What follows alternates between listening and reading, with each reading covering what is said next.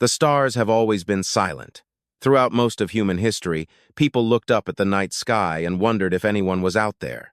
They sent radio signals into the dark. They built giant dishes and receivers, pointing them toward distant stars. They waited. For a long time, no one answered.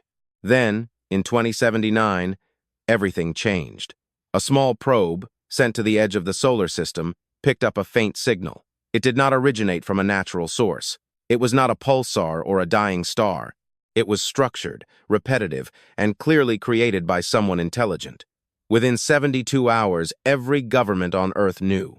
Within a week, the entire world knew. Humanity was not alone. The following decade was chaotic. Governments argued, scientists translated, diplomats practiced speaking into the void, and slowly, cautiously, the first dialogues between Earth and the rest of the galaxy began. What humanity discovered there did not match the promises of old science fiction films. There were no friendly aliens with glowing fingers offering peace and wisdom. The galaxy was ancient, complex, and deeply politicized. Among the stars existed hundreds of civilizations, and most of them had been watching Earth for a long time without saying a word. The group that finally made contact was called the Galactic Conclave. It was a council of more than 200 alien species scattered across thousands of star systems. Some had been traveling between the stars for millions of years. Some possessed technologies that made human science look like cave paintings. They were polite, organized, and made one thing very clear. Humanity was new, humanity was small, and humanity should be grateful just to have been given a seat at the table. Earth accepted these terms. Humanity joined the conclave as a junior member, which meant the right to speak, but not the right to vote on important matters. They were given access to basic star maps, basic trade routes, and very basic medical technologies. The conclave kept its most advanced knowledge under lock and key, reserved for older and more reliable species. Nevertheless, humanity moved quickly. By 2120, humans had built their first true starships. By 2140, they had small colonies on 3 planets outside the solar system. By 2187, more than 40 million people lived among the stars, scattered across Mars, the asteroid belt, several moons of Jupiter and Saturn, and 3 colonial worlds in neighboring star systems. The conclave still called them young. Most alien species found humans strange. They were too emotional. They made decisions based on feelings rather than just logic. They laughed at things that weren't funny. They cried over things that didn't matter. They became attached to objects, animals, and places. They named their ships after dead people and old myths. It seemed they carried the entire baggage of their history on their shoulders, but they were also productive, harder working than many ancient species expected. And they learned very, very well. Admiral Sira Voce was one of the best examples of what humanity could create when it tried. She was 53 years old. She had short gray hair and eyes that always seemed as if they were calculating. She had spent 30 years in the United Earth Defense Command, which everyone simply called the UEDC. She had participated in 2 small border conflicts near the outer colonies. She had negotiated with alien traders, alien pirates, and alien government officials who thought humans were barely worth their time. She never backed down. On a cold Tuesday in March of 2187, Admiral Voce was sitting in her office on the UEDC command station, orbiting Earth, when her communications officer knocked on the door and entered with an expression she had never seen before. His name was Lieutenant Yusef Marin. He was 26 years old and usually very calm. Now, he looked as if he had seen a ghost. She told him to sit down and explain. He placed a data pad on her desk. On it was a reading from the Orca network. This was a deep space sensor system that humanity had been secretly building for the last 30 years along the outermost border of the solar system. The network was not advertised to the conclave. Most of its existence was classified. The reading showed an energy signature, massive, moving at nearly 40% of the speed of light, coming from the direction of the outer veil, which was a region of space beyond the known territories of the conclave where very few civilizations lived. She studied the data for a long time without speaking. Then she asked what the formation looked like. He told her the signature was not a single ship. It was not a fleet of 10 or 20. Analysis of the formation showed a spread consistent with thousands of individual vessels moving in a coordinated military offensive order. The computer ran calculations for 3 hours before Marin brought them to her because it kept rejecting the results as too large. To be realistic, the estimated volume was 140 ships. Voce leaned back in her chair and stared at the ceiling for a moment. Then she took her secure communicator and made 3 consecutive calls. The first to the chief of the UEDC Joint Staff, the second to the Earth Council, which was the unified governing body of all human worlds. The third to the Conclave representation. Within 6 hours, the data was confirmed by 3 separate sensor networks. The signature was real, the fleet was real, and judging by its direction, speed, and trajectory, it was headed straight for the solar system. Humanity had a guest. The problem was that this guest was not sending any greetings. The Conclave representative, a tall, thin creature from the Vert species, arrived at the UEDC command station the next morning. His name was Ambassador Sira, and he had always been one of the most respectful alien diplomats in his dealings with humans. He walked into the briefing room. He looked at the data scattered across the walls and remained silent for a long time. Then he said something that made the room turn cold. He said he recognized the formation. The fleet belonged to a civilization called the Ktnarov. They were an ancient empire with nearly 1,000 years of deep space travel behind them. They were not members of the Conclave. They had been offered membership several times, and each time they refused, because the Ktnarov did not believe in councils or agreements. They believed only in one thing: dominance. Over the past 600 years, the Ktnarov had attacked and destroyed 23 civilizations. Not defeated, not conquered and enslaved, but destroyed. Every city, every ship, every colony, every living member of those species had been erased. The Ktnarov called it cataloging. They first studied the species, learned everything about it, and then completely eliminated it, saving only their data in a massive archive on their flagship. 23 species destroyed, cataloged. The Conclave had never stopped them because the Ktnarov were so powerful that any direct war would cost thousands of ships and hundreds of billions of lives. So the Conclave watched, shuddered, and quietly moved its own populations away from the paths the Ktnarov traveled. And now the Ktnarov were headed for Earth. Ambassador Sira delivered the Conclave's official recommendation in a tone that clearly expressed discomfort.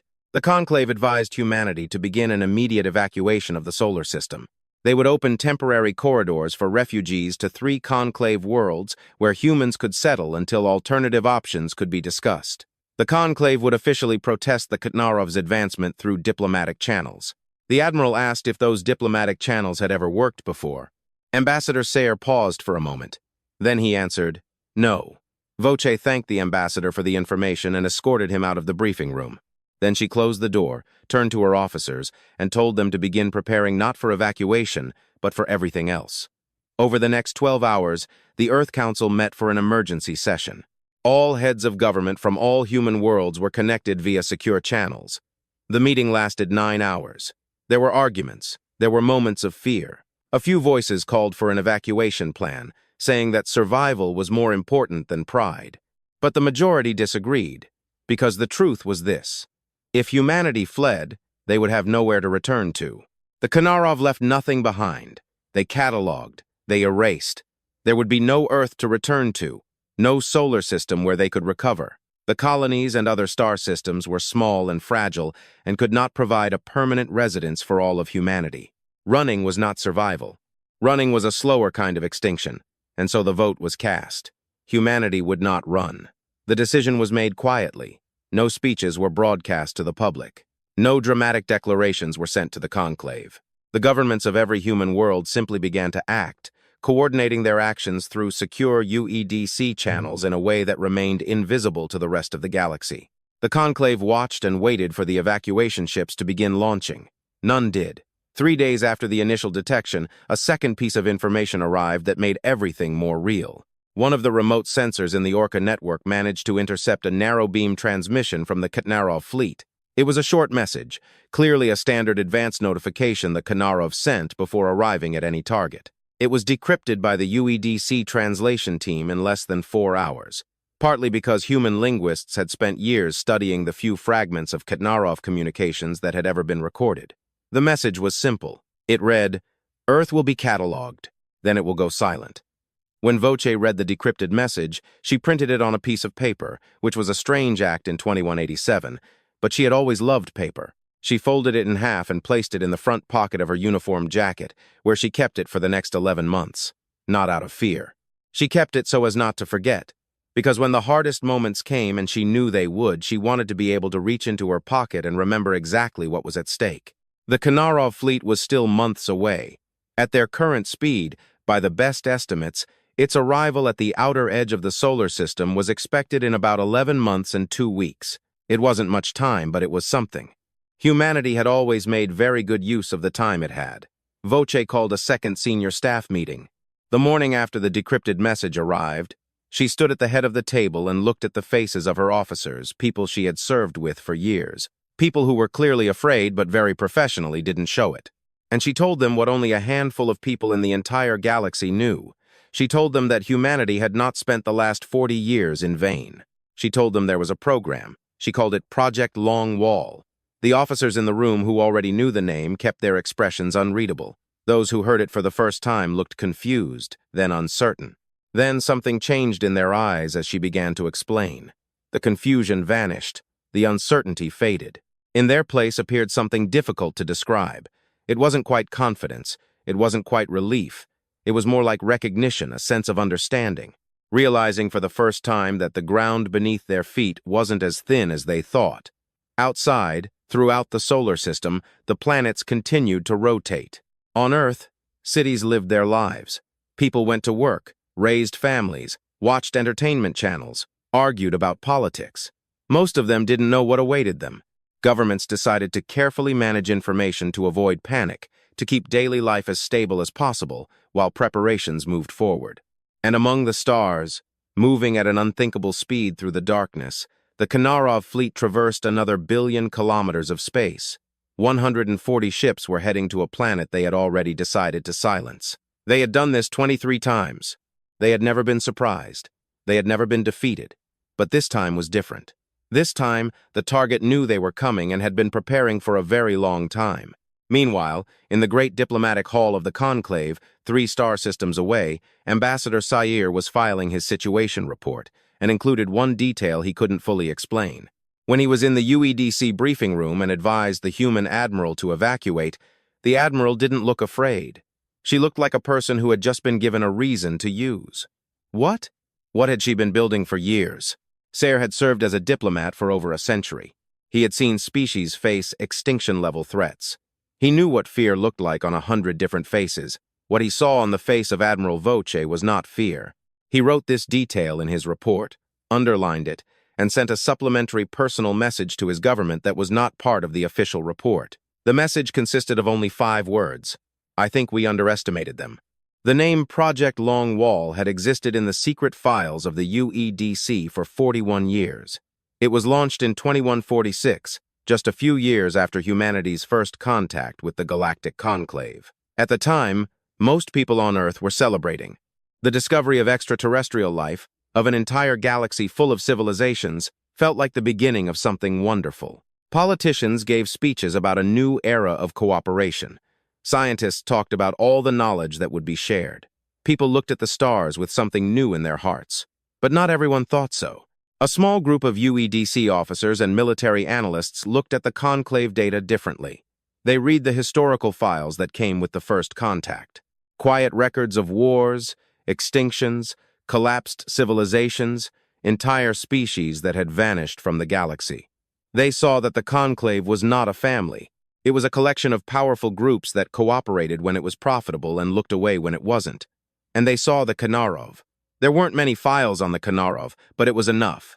23 civilizations, 600 years of recorded destruction, a pattern that never changed. The Ktnarov moved, cataloged, silenced. These analysts and officers wrote a report. It was top secret. It reached a small group of Earth Council members who read it, turned pale, and then made a decision they would keep secret from the general public, from the conclave, and from almost everyone in the UEDC. They decided that humanity would prepare. Not openly, not in a way that would alarm the conclave or draw the attention of the Ktnarov or any other dangerous force.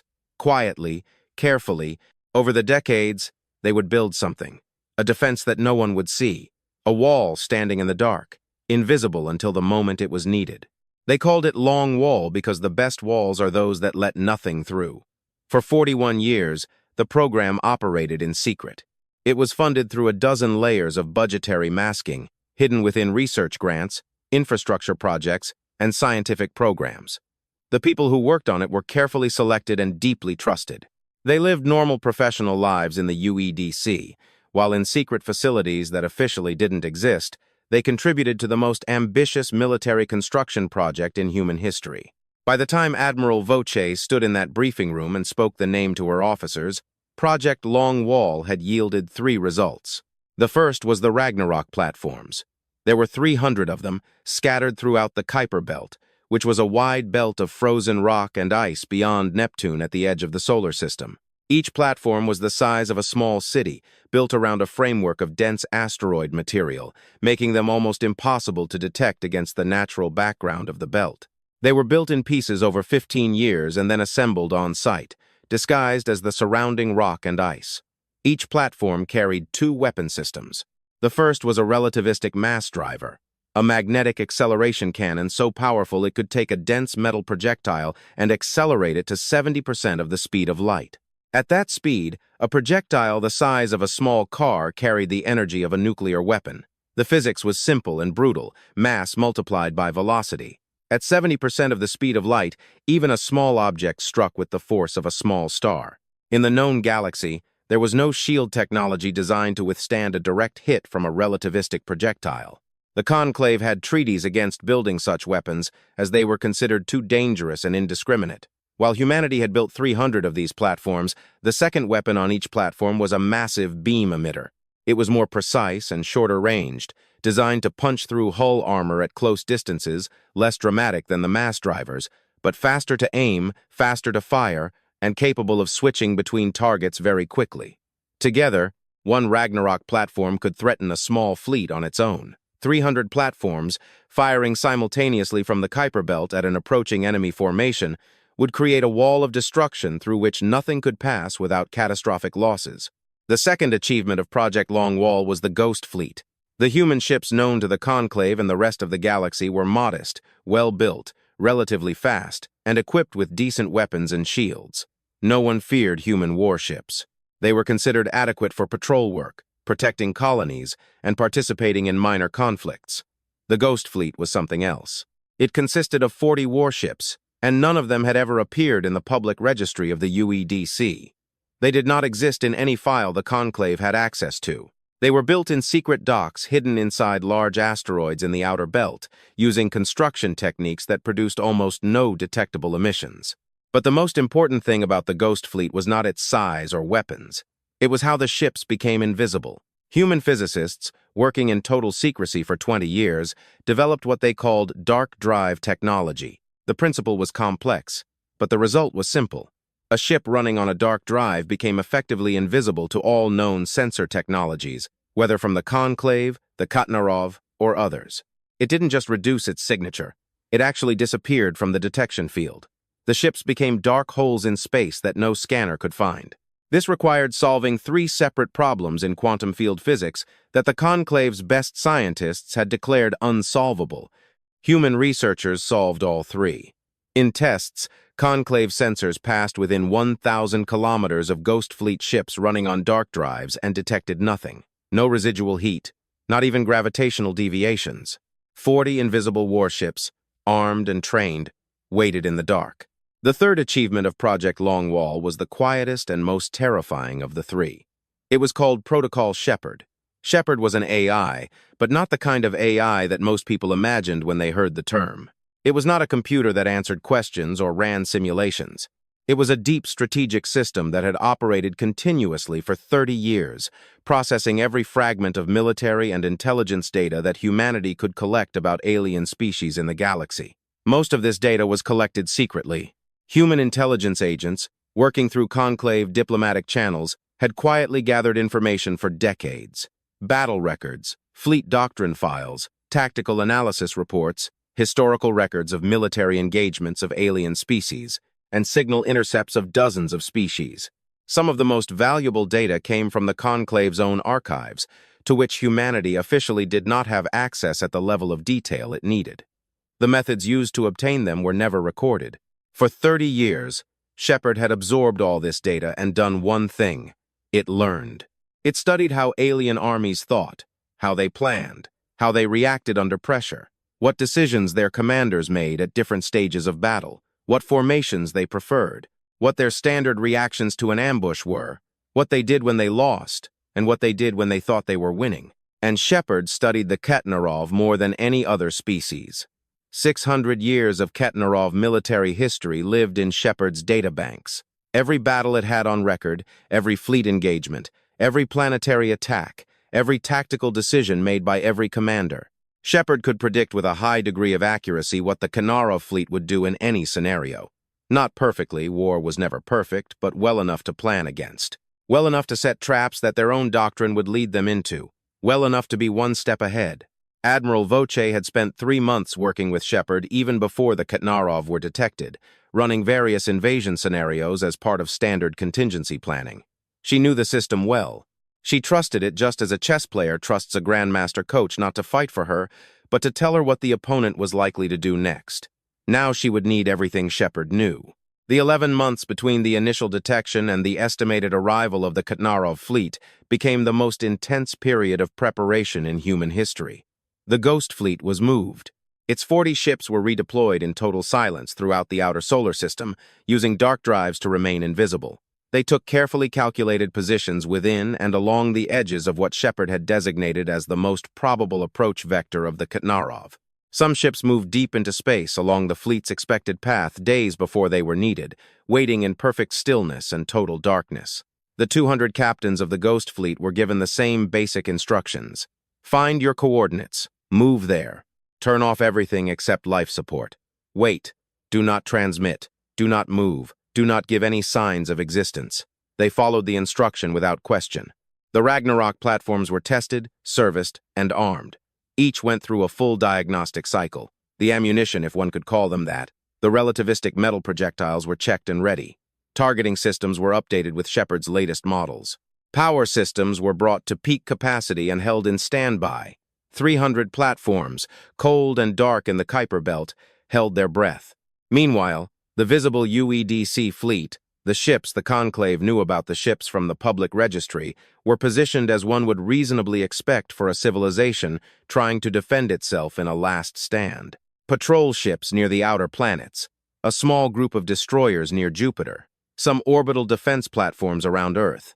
Nothing special, nothing that would make a Ktnarov scout worry. This was intentional, because 9 months into the 11-month countdown, one of the Orca network's sensors detected something small and fast crossing the outer boundary of the solar system. It was moving very fast and trying very hard to be invisible.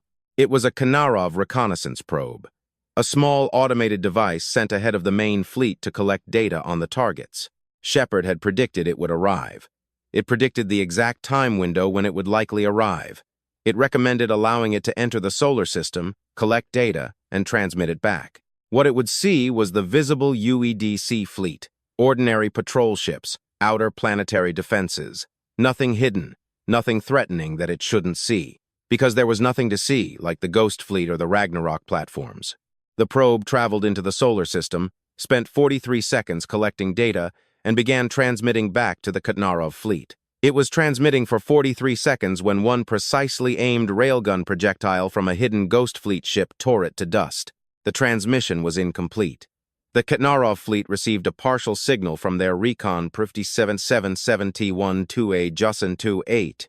In the Ktnarov fleets, noting that the recon probe had been destroyed, likely by human defensive weaponry, and that the signal was interrupted before a full data upload. The officer recommended sending a second probe. The Ktnarov Grand Admiral, a being named Tovek, reviewed the report and made a different decision. The destruction of a probe was routine. Enemy defense forces usually tried to destroy scouts. The partial signal showed what was expected: a modest, insufficient human defense. Nothing worth changing the battle plan for. The plan would be executed as intended. Tovek had conducted this operation 23 times. He had never changed his battle plan because of a destroyed probe. He wasn't going to start now. This decision would determine everything that followed. Back at UEDC headquarters, the destruction of the Ktnarov probe was reported to Admiral Voce. She listened to the account, confirmed that the transmission was interrupted at 43 seconds, and then asked Shepard to simulate what conclusion the Ktnarov High Command was likely to draw from the incomplete signal. Shepard's answer was quick and confident. They will conclude that their defense is adequate. They will not change their approach formation. They will continue their plan. Voce looked at the holographic display of the solar system above her command table. 140 ships coming from deep space. Now, 10 weeks out, every element of her preparation was in place. The Ragnarok platforms standing cold and quiet in the Kuiper Belt. The Ghost Fleet invisible and waiting along the approach path. Shepard running its final combat models, updating probability estimates, refining the coordinates of the trap she had been designing for months. She thought about the 23 species that Ktnarov had destroyed. She thought about the message in her front pocket. Earth will be catalogued. Then it will go silent. She thought about the 8 billion people on Earth who were currently going about their business, not knowing what awaited them, trusting, not knowing who was standing between them and the darkness. Then she turned to her senior staff and told them that in 10 weeks, when the Ktnarov fleet crossed the heliopause and entered the solar system, they would enter the most complete trap ever built by any civilization in the history of the galaxy, and they would never see it coming. One of her officers, a young captain named Darrell Wells, who was 29 and had joined the UEDC right after university and had never seen real combat, raised her hand and asked one question. She asked what they should do if something went wrong. Voce looked at her for a moment. Then she said, "We will figure it out, because that is what humans do." In the diplomatic halls of the Conclave, 3 star systems away, Ambassador Sira watched the situation updates with growing bewilderment that humanity still had not launched a single evacuation ship. Not one colonial transport had moved toward the open Conclave corridors for refugees. The humans were just sitting there, waiting for something Sira couldn't fully understand. But the feeling he had first experienced in that UEDC briefing room had not gone away. If anything, it had become stronger. Is there something hidden here? Something that humans had never shown anyone? And in 8 weeks, whatever it was, the entire galaxy would see it for the first time. The Ktnarov fleet came out of transit jump at 3 Earth Standard Time. One moment, the edge of the solar system was quiet and the next, 140 ships appeared out of nowhere, materializing in real space with a burst of energy that lit up every sensor in the Orca network. And the signal reached the UEDC command station within seconds. Admiral Voce was already on her feet. She hadn't slept for 20 hours straight, checking the final preparations, reviewing Shepard's latest rounds of combat models, walking the halls of the station, and talking to her people. She had slept 3 hours at the start of the previous day and decided that was enough for now. When Lieutenant Marin appeared at the door of the command center and spoke the words she had been waiting 11 months for, she simply nodded, put down her coffee, and walked to her station. "They are here," she said to the room. The command center froze for a second. Then everyone went into motion. On the holographic table in the center of the room, the map of the solar system updated in real time. 140 contacts appeared along the outer border. Their positions were marked in red, and their projected trajectories stretched inward like long red fingers reaching for the inner planets, for Earth. Voce studied the formation for a long time. It was a classic Ktnarov pattern. She had seen this exact spread in Shepard's historical files a dozen times. They were entering in a wide fan, stretching their ships across a broad front, so that no single defensive position could engage more than a portion of the fleet. Simultaneously, the first wave would draw fire and reveal defensive positions. The second and third waves would overcome those positions. The fourth wave would advance on the main objective. They had used this formation in 23 previous attacks. It had worked every time. Shepard was built specifically around this formation. Voce looked at the projected approach vector. The fleet was moving at combat speed, slower than their transit drive, but still fast. Based on the current speed and heading, they would reach the Kuiper Belt in about 6 hours. She watched the red contacts on the display for another moment, making sure their formation matched Shepard's predictions. It matched exactly. She pressed the command key, activating the long wall network. Deep in the Kuiper Belt, the 300 Ragnarok platforms received the activation signal and began transitioning out of standby mode. The process was slow and careful, calculated to minimize any energy signature that could be detected. Each platform ran its startup sequence in a staggered pattern, distributed over a 6-hour window, so that the gradual increase in power across the belt looked to any distant sensor like ordinary thermal fluctuations of the frozen rock around it. Simultaneously, the Ghost Fleet received its first movement orders. The 40 ships, already positioned along the Ktnarov's approach path, began adjusting their positions very slowly and very carefully. No engine burns longer than 3 seconds, no course changes that could create a detectable trail. Each ship moved like a ghost, as it was meant to be, silently drifting into its final assigned positions. Some of these positions were inside the Ktnarov formation itself. This was the boldest part of the entire plan, and it was the part that made even Shepard's probabilistic models uncertain when Voce first proposed it. Over the last 9 days, 62 Ghost Fleet warships had been operating on dark drives with extreme patience, moving into the space the Ktnarov fleet was about to occupy. They seeped through the vanguard, every day getting a little closer, synchronizing their movement with moments when the Ktnarov sensor scans were pointed the other way. By the time the main fleet arrived, these 62 ships had already blended into the outer formation, invisible and waiting at distances so close that their weapons could barely miss. The Ktnarov had no idea they were there. The fleet continued to advance. 6 hours passed. The red contacts on the holographic display moved steadily inward. Ambassador Sira watched from a secure conclave monitoring station linked to the UEDC network. He had been given observer access at the last moment, more because Voce wanted a witness than for diplomatic necessity. Sira sat before his screens and watched the Ktnarov fleet's progress and the UEDC command center, saying nothing because there was nothing to say. The Conclave's diplomatic protest against the Ktnarov's advancement had been filed. The Ktnarov High Command's response had been total silence, as expected. Sira watched because he needed to see what would happen next, not for his government's files, but for himself, because in all his years of diplomatic service, he had never seen anything like what was unfolding in this room. There was fear here, yes. He saw it in the young officers, in the tightly clenched jaws, in the careful breathing. But there was something else that Sira couldn't name. A collective mood, a shared confidence that lay beneath the fear like bedrock beneath thin soil. No, these people were not a civilization facing extinction. They were behaving like people who had waited a long time for a specific moment and now knew it had finally arrived.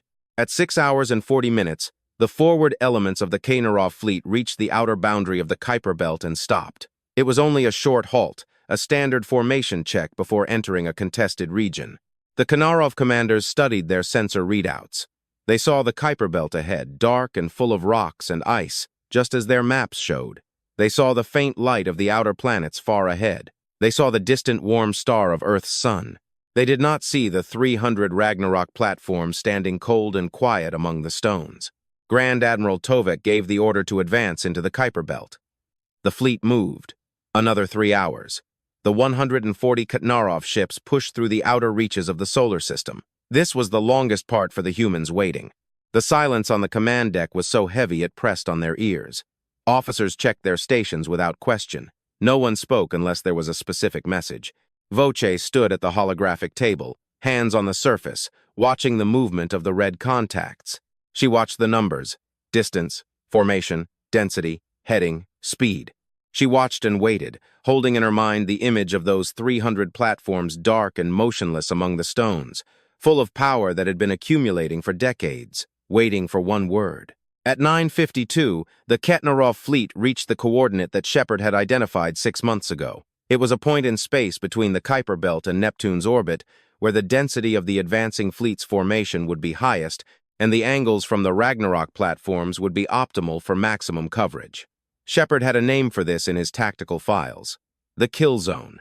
Voce looked at the display one more time. Every contact was exactly where Shepard said they would be. The Ghost Fleet was invisible inside and around the formation. Weapons were locked and ready. The Ragnarok platforms were powered and targeted. Awaiting the activation signal that had been programmed into them since their construction, she pressed the key to open the channel for the UEDC command frequency. She spoke one word, Shepard. The word rippled across the secure network and reached every UEDC ship and every Ragnarok platform in a fraction of a second. What happened next occurred so fast and from so many directions that even analysts would have needed weeks to fully understand the recordings. 300 Ragnarok platforms fired simultaneously. The Kuiper Belt lit up. It didn't look like the beginning of a battle. It looked as if the edge of the solar system had suddenly caught fire. 300 mass drivers, each accelerating projectiles to 70% of the speed of light, opened fire on pre-calculated targets in the Ktnarov formation. Thousands of shells in the first second. moving at speeds that made evasion impossible. Moving so fast that by the time the Ktnarov sensors registered the launch signature of a shell, the shell had already arrived. At the same moment, the 62 Ghost Fleet ships inside the Ktnarov formation dropped their dark drives and opened fire at point-blank range. Their targets were the Ktnarov command ships, communication relays, and anchor ships of the formation, the very ships Shepard had identified as critical for coordinating the fleet's tactical response. From outside the formation, the 40 Ghost Fleet ships swung around the flanks of the approach and began their attacks. In the first 80 seconds of the battle, 612 Ktnarov ships were destroyed or critically damaged. The Ktnarov fleet, which had been advancing in a perfect, model formation, was suddenly attacked from 3 directions simultaneously, including from inside its own formation, with weapons no one had ever told them about, using technology their science didn't consider possible. On the Ktnarov flagship, Grand Admiral Tovek received damage reports that arrived so fast they overloaded his command systems. His formation was breaking. Ships were being destroyed faster than his fleet management network could track. His communication ships were destroyed.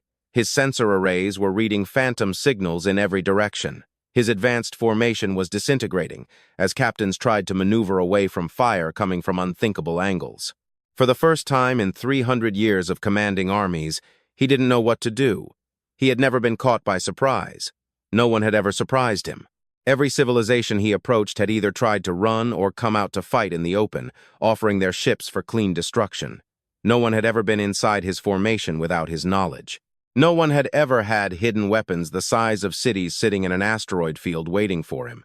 For 312 seconds, Tovek did nothing but absorb information and try to understand what was happening. Then he regained his composure, because whatever the Ktnarov were, they were experienced soldiers. And experienced soldiers, even when caught by surprise, still fight.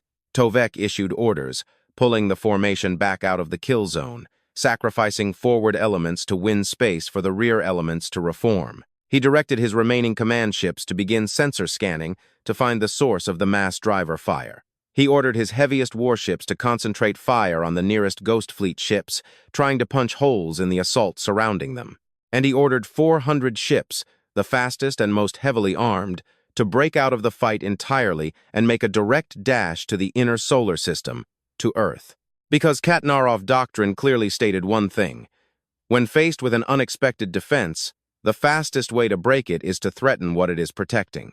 No civilization had ever been willing to let its home world burn to win a battle at the edge of its solar system. Tovek assumed humans would be the same. At the UEDC command center, Shepard flagged the breakout attempt even before the ships reached combat speed. The warning was on Voce's screen within seconds. She looked at the projected course: 400 ships heading for Earth. They would pass through the outer planets in 3 hours at current acceleration. She looked at her available forces. The Ghost Fleet was fully engaged in the main battle. The Ragnarok platforms were switching between targets in the main formation because she had no reserves. The visible UEDC fleet, which had been placed as a distraction defensive line, was not positioned to intercept 400 Ktnarov warships and survive. Someone would have to go out to meet them. She searched her command display and found the ship identifier she was looking for. It was marked far to one side of the main battle.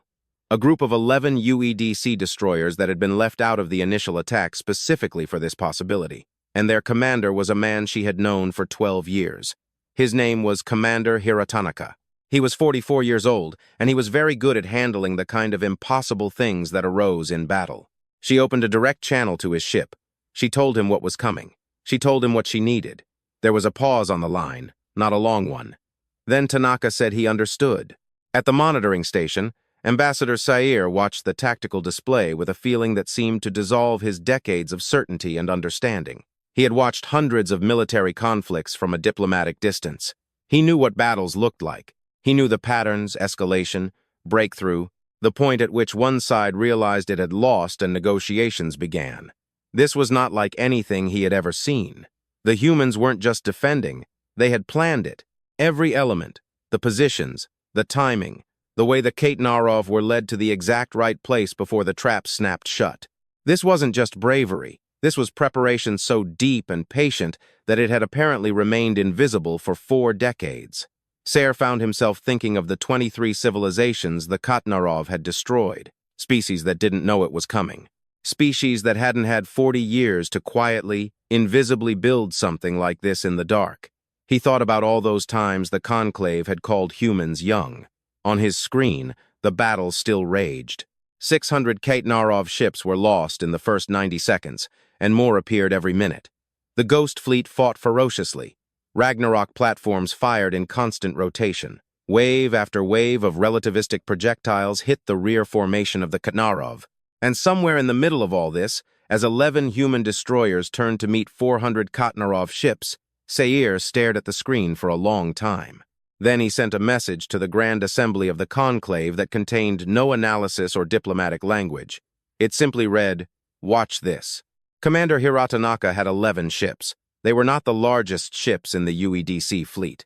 They were not the most heavily armed.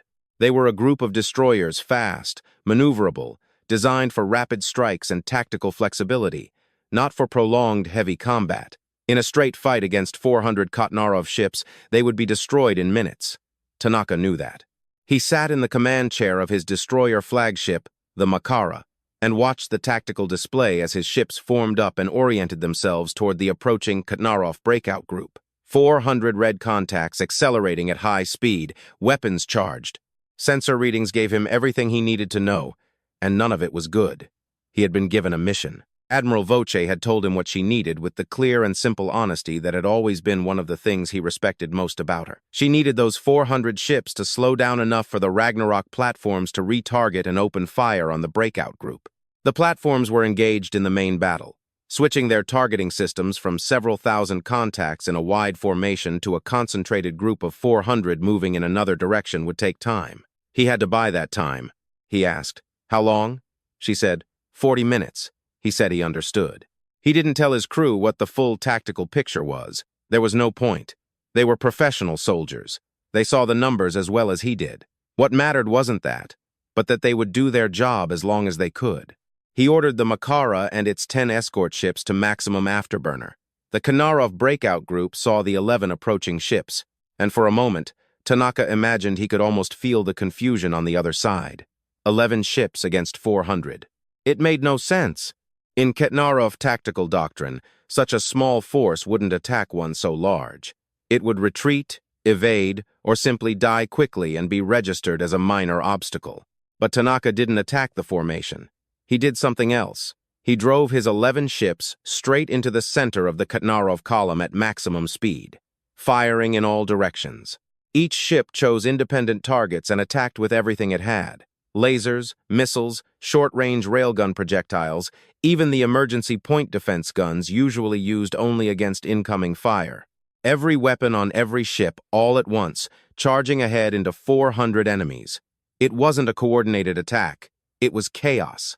And chaos was the goal. In Ktnarov doctrine, an advancing enemy force attacked in formation. Commanders, on the other hand, were trained to react to organized attacks. What weren't they trained for? Because no enemy had ever been irrational enough to do this. These 11 ships, having gone completely mad in the middle of their column, ships had to break formation to avoid collisions. Ships in the rear had to stop firing to avoid hitting their own in the confusion. The advance slowed down.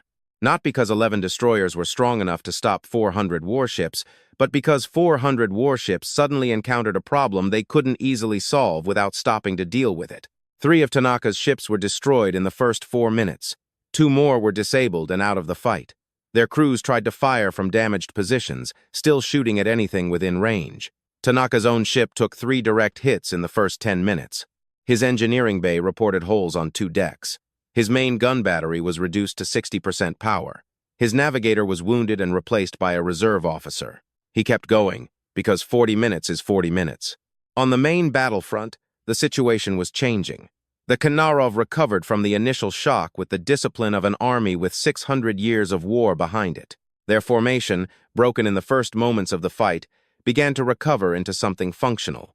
Their heavy warships, large, powerful vessels that formed the backbone of the Ktnarov fleet, pushed to the outer edges of the Ghost Fleet's encirclement and fought with all their might, trying to break out of the trap. Some of them succeeded. Ghost Fleet captains died for this. The battle turned from a clean ambush into a grueling, brutal close-quarters fight where skill and fury mattered just as much as position. Human ships, designed for hit-and-run tactics, were now locked in dogfights with Ktnarov ships that were larger, stronger, and armed with weapons, capable of splitting a destroyer with one shot. The Ghost Fleet was winning, but it wasn't easy. Captain Sira Voce, commanding the destroyer Sundial from the Ghost Fleet, fought 3 separate Ktnarov ships in turn for 90 minutes. Each battle was at such close range that her crew theoretically could have seen the enemy ships through the viewports. She lost half her gun battery in the second battle. She fought the third with 1 disabled engine and 3 of her 6 gun systems improvised from reserve power. She survived all 3. Meanwhile, Lieutenant Commander Raza Farsi on the stealth cruiser Constancy spent 40 minutes dodging a heavy Ktnarov gunship that was twice the size of his ship. He couldn't outrun it, and he couldn't outgun it. He led it into a region of the Kuiper Belt where asteroid density was higher, weaving through gaps in the rock at speeds that his navigation officer thought were too high for safe handling. The Ktnarov heavy gunship, following him, collided with a large asteroid at combat speed and fell apart. Farsi's navigation officer, who had told him 3 times that the speed was too high, looked at him when it was all over. He shrugged. She laughed, which surprised them both. Across hundreds of engagements scattered over a vast area of space, the battle was being won not thanks to any one dramatic moment, but thanks to thousands of individual acts of skill, persistence, and problem-solving. Human crews refused to accept that the situation was worse than it was, and found ways through what shouldn't have been survivable. Back to Tanaka's battle. It was 38 minutes on the clock. Tanaka had 3 ships left that could still fight. His own ship was damaged, but moving. 2 others were battered and running on low power, but still firing. The rest of the ships in his group were either destroyed or too heavily damaged to maneuver. But the Ktnarov column had broken through, despite everything, and was picking up speed again. But they were 38 minutes behind where they were supposed to be. The Ragnarok platforms retargeted. The first wave of relativistic projectiles hit the Ktnarov breakout group simultaneously from 3 platforms, and the effect was immediate and catastrophic. Ships that had no warning time to maneuver and no protection against objects moving at 70% of the speed of light simply ceased to exist in flashes of energy that briefly eclipsed the distant sun. 40 ships were destroyed in the first 8 seconds, then 60 more when the second wave arrived, then 40 more. The Ktnarov breakout attempt collapsed. Tanaka, watching from his damaged bridge, saw the red contacts on his display vanish in groups. He exhaled the air he had been holding for almost 40 minutes and told his remaining crew they could stand down from full combat alert. No one cheered. They were too tired for it. But the tension in the room drained away like air from a punctured balloon, and several people leaned back in their seats and closed their eyes for a moment. The main battle continued for another 11 hours. The Ktnarov fought with all their might. There was nothing in their history that could have prepared them for this, but they were not a species that gave up easily. And Grand Admiral Tovek wasn't going to go quietly, although he had tried everything his military doctrine offered. He tried a concentrated breakout along the northern battle line of the Ghost Fleet, concentrating 300 of his heaviest warships in one push. Shepard had modeled this exact maneuver and had specifically pre-positioned 4 Ragnarok platforms for it. The breakout attempt cost the Ktnarov 200 ships in 20 minutes and gained them nothing. He tried to disperse his fleet into small groups, hoping to overload the Ghost Fleet's targeting by presenting too many individual contacts for simultaneous engagement. Shepard had modeled this too. Human ships precisely followed individual groups, and the Ragnarok platforms switched to a mode their targeting systems called zone control, filling areas of space with enough relativistic fire that nothing could move through them safely. He tried to retreat, trying to put distance between himself and the Kuiper Belt and the mass driver fire. The Ghost Fleet followed them, and when his rear formation turned to fight the pursuers, they were caught in a crossfire between the pursuing ships and reserve Ghost Fleet units that were waiting for the retreat scenario specifically. Shepard had modeled everything. By the 17th hour, Tovek had fewer than 50 ships left. He was being pursued from all sides. The kill zone had expanded, covering almost half of the outer solar system, and there was no direction he could move that didn't lead into fire. His communication network was still functioning, but only barely. His heavy warships were taking damage faster than his repair crews could manage. He stared at the battle data for a long time. Then he did something no Ktnarov commander had done in recorded history. He opened a communication channel to the UEDC command frequency. In the UEDC command center, after the warning of an incoming Ktnarov transmission appeared on Lieutenant Marin's screen, he stared at it for 3 full seconds before believing it was real. Then he turned to Admiral Voce. She looked at him. Then she looked at the display. Then she said, "Patch it through." The translation via Shepard's linguistic system arrived a fraction of a second after the transmission was received. The words appeared as clear text on the main screen. Grand Admiral Tovek requests terms of surrender. It was a simple statement. No explanations, no context. In the Ktnarov language, it was a short, direct, formal announcement, and it said exactly what needed to be said with the minimum possible number of words. The Ktnarov were not a species that rambled. They said what was true and left it at that. The room was quiet. No one knew this was possible, not because they hadn't hoped for it, but because no one had a record of the Ktnarov ever doing this before. In 600 years of war with 23 civilizations, the Ktnarov had never, not once, surrendered. Voce stared at the text on the screen for a long time. Outside, the battle was still ongoing. Ghost fleet ships were still in contact with the remaining Ktnarov vessels. The Ragnarok platforms were still cycling. Humans were still fighting and dying in the dark beyond Neptune. She told the comms team to pause all offensive operations pending confirmation that the surrender request applied to the entire fleet. Then she drafted a response. It was short. It stated that the UEDC would accept a total cessation of hostilities by the Ktnarov fleet on the condition of an immediate ceasefire on all vessels, holding position in their current locations, and a direct message from the Fleet Command to all individual captains ordering compliance, while failure to comply by individual vessels would be treated as continued hostile action. She sent it. 7 minutes later, a second message arrived. The compliance order had been transmitted to all elements of the Ktnarov fleet. Weapons were powered down across the entire outer solar system. The final skirmishes died out like candles flickering out one by one. The Ghost Fleet ships held their positions. The Ragnarok platforms ceased fire. The silence that fell over the battle zone was the deepest silence anyone in the command center had ever heard in combat. Marine looked at the current ship count on his display. Of the 140 Ktnarov ships that entered the solar system, 94 were destroyed, critically damaged, or had lost all power. 31 were damaged but functional. The remaining 15 ships, including the flagship, were intact. All of them held positions beyond Neptune, with cold weapons, awaiting orders from their Grand Admiral. And across the galaxy, transmitted in real time via Sci-Fi's monitoring relay to the Conclave's main communication network, every species observing the data stream saw the count. They saw how long the battle had lasted. They saw the numbers on both sides. They saw the weapons humanity had built in secret. They saw how the entire fight had been engineered and executed exactly according to a plan built over 4 decades. And then they saw the thing that would be talked about for generations. They saw the Grand Admiral of the Ktnarov ask for mercy from the species he had come to silence. In the Great Hall of the Conclave, on a dozen different worlds, on trade stations, in government buildings, and military headquarters across 100 star systems, creatures of all shapes and sizes sat in silence before their information screens. Some of them had lived for thousands of years. Some of them had seen the Ktnarov destroy civilizations they had known. Some of them had told humanity to run. No one said anything for a very long time. Then, in a government building on a planet called Vatpra Prime, a member of the Conclave's High Council, who was 900 years old and had seen more galactic history than almost any living being, turned to the young diplomat sitting next to her. She said one sentence. She said, "How long have they been capable of this?" The young diplomat had no answer. No one in the galaxy did. In the days that followed the battle, the solar system was very quiet.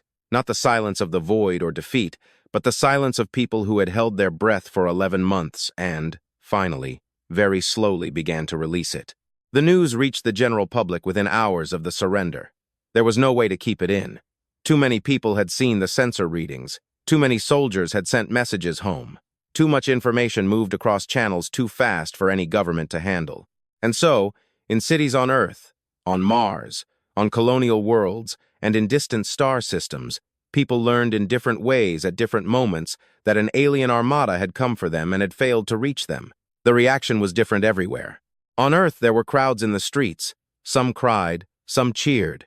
In some cities, people did nothing, just stood outside their homes and looked at the night sky with expressions that were hard to read, as if they were seeing something familiar in a completely new way. On Mars, the domes lit up with every decoration their inhabitants could find. In the asteroid belt, miners, who had been working in deep silence for months, held quiet gatherings in their pressurized common rooms and raised whatever they had for a drink. In the outer solar system, the surviving Ktnarov fleet was in the containment zone beyond Neptune. It had been moved there in the first 3 days after the surrender. Each ship was escorted by Ghost Fleet ships to designated positions. Weapons were locked, shields were lowered. All systems operated under UEDC monitoring. The Ktnarov did not resist. Their ships moved where they were told and held where they were ordered. Whatever their feelings about the situation, they kept them to themselves. The containment zone was not a prison in the traditional sense. There were no energy barriers, no force fields keeping the ships in place. What kept them there was the presence of Ghost Fleet ships at every possible angle of departure and the fresh knowledge in every Ktnarov officer's mind of what the hidden weapons in the Kuiper Belt could do to a moving ship. No one tested it. Grand Admiral Tovek remained on his flagship, sending minimal messages and accepting logistics support from the UEDC for his crews. Food, water, and medical supplies, without comment. He was 312 years old. He had commanded fleets since before most human nations had their current borders. He had never lost a campaign. He spent the first week of confinement writing reports not for the UEDC, nor for anyone who had captured him. He was writing them for the Imperial Ktnarov Command. Detailed and honest reports of everything that happened, because in his culture, recording the truth of defeat was considered more important than the pride that wanted to soften it. Why had his race always believed that understanding the cause of defeat was the only thing that made a loss worth experiencing? He wrote about the weapons he hadn't known about stealth technologies his sensors had been completely blind to, about a combat management system that predicted his tactics with terrifying accuracy, about how humans fought not like any other species he had encountered without a clear doctrine that could be studied and countered, but with an adaptability and persistence that seemed to generate new answers to new problems faster than his commanders could keep up. He wrote about the 11 destroyers. He wrote about it at length, because it was what he understood the least and couldn't stop thinking about. 11 ships against 400. No tactical logic, no mathematics of survival that made sense. And yet, those 11 ships bought enough time for the platform's guns to retarget, and without that time, the breakout would have succeeded, and the inner Earth system would have been threatened. He wrote, "They sent 11 ships against 400. Not because 11 ships can stop 400, but because whoever decided that the time those 11 ships could buy was worth what it cost. I don't fully understand that decision. I understand its mathematics. I don't understand the part that makes someone choose to pay that price. It is, perhaps, what I am least prepared to explain about this species." He stared at that line for a long time. Then he added one more sentence. "It is also the reason why we lost." 3 weeks after the battle, Admiral Voce received an official message from the Galactic Conclave. It was marked with formal diplomatic codes of the highest urgency, and its first paragraph contained 3 separate official apologies for the Conclave's failure to act, for their recommendation to evacuate, and for what the message cautiously described as insufficient assessment of the established defensive capabilities of the human species. It was as close to the words "we were wrong," "we are very sorry," and "we are also a little afraid of you now," as the formal galactic language allowed. The message continued with an invitation for humanity to attend an emergency session of the Conclave's Great Assembly, at which Earth would be officially elevated to a full senior member. It was a status that new member species usually reached in 200 to 500 years. Humanity had been a junior member for 68 years. The invitation also included a section that was clearly written with care, a proposal for additional cooperation in the field of defense, intelligence sharing, and a comprehensive review of the Conclave's existing security system in light of recent events. Voce read the message twice. Then she called Ambassador Elari Oe, who was Earth's senior diplomatic representative to the Conclave, and read her the relevant sections over a secure channel. Oe listened without interrupting. She was 61 years old. She had spent 30 years in galactic diplomacy, and for most of those 30 years, she had been belittled by species that considered humanity too young and small to deserve real consideration. She listened to the message, and when Voce finished reading, there was a short pause. Then Oe said she would handle it, and Voce believed her. 2 weeks later, Ambassador Oe walked into the Great Hall of the Conclave's assembly, accompanied by a small team of aides and one UEDC military attaché. The hall was the most imposing place she had ever been. An enormous circular space designed to accommodate representatives from 200 different species, with multi-tiered seats rising on all sides, and a central podium where the issue under discussion was projected in holographic detail above the platform. The hall was full. Every conclave member had sent its highest-ranking representative. Species that rarely attended the Great Assembly at all were present. The hall was quieter than usual at conclave meetings, and that silence had a different quality. Not the inefficient, structured silence of a working political body, but the cautious silence of a room full of beings who weren't quite sure how to behave in the current situation. When Oe stepped onto the central podium, the hall became even quieter. The conclave's senior diplomat, a very ancient being named Hart from the Vuri species, stood up to deliver the official opening remarks. Hart began with a review of the events of the last few weeks for the record. The Ktnarov advancement, the battle, the surrender, the containment of the surviving fleet. Each point was presented clearly and accurately. Then Hart, on behalf of the entire conclave, offered an official apology to the human species for the inadequacy of the response and an official recognition of what humanity had achieved. Then Hart asked Ambassador Oe if she wished to speak. Oe walked to the central platform. She looked at the rows of alien faces around her.